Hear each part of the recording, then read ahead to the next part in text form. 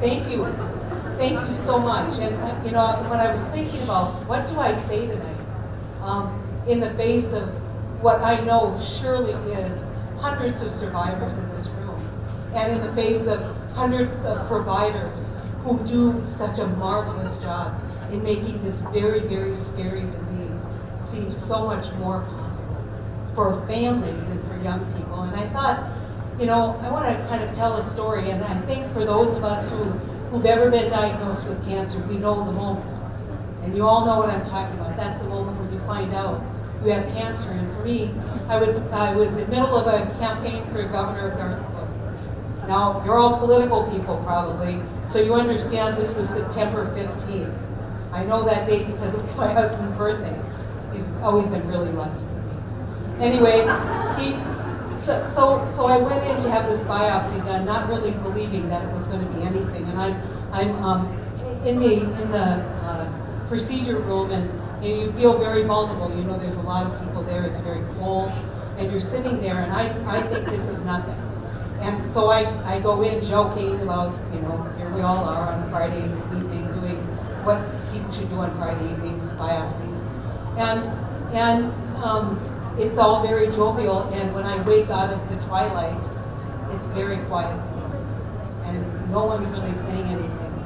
And almost instantaneously that this is not good news. And so I'm lying there, and I'm thinking this isn't good news, and finally the doctor comes over and says, I have to tell you that he did an instant check and have cancer.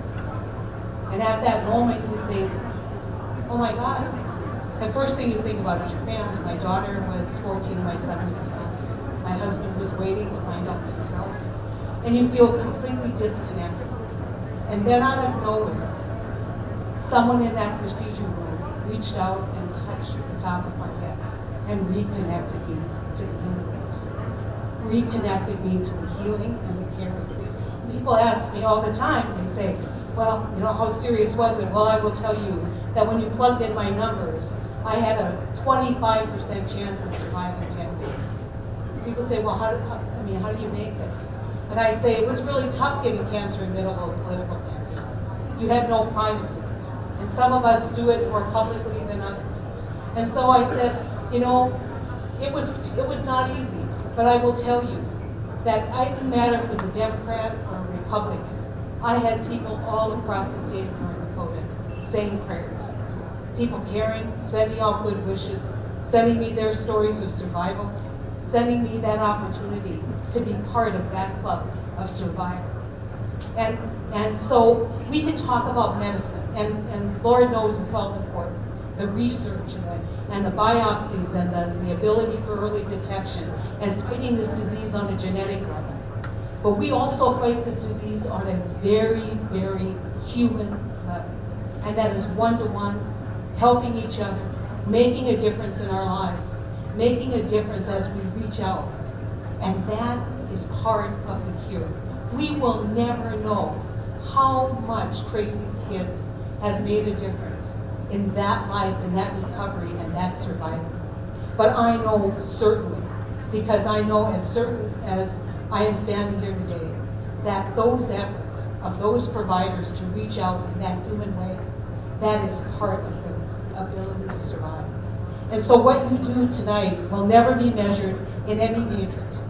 We won't be able to say, because of our therapies, so many more kids survive.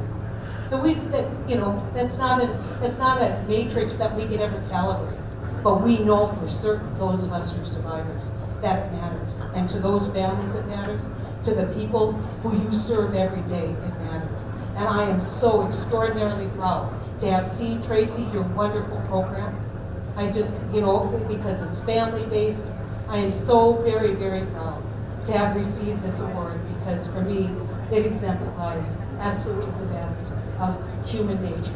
And that's we reach out, we help, and yes, we give a little extra money. And thank you all for doing that. But we make a difference in each other's lives. Thank you so much for this wonderful award.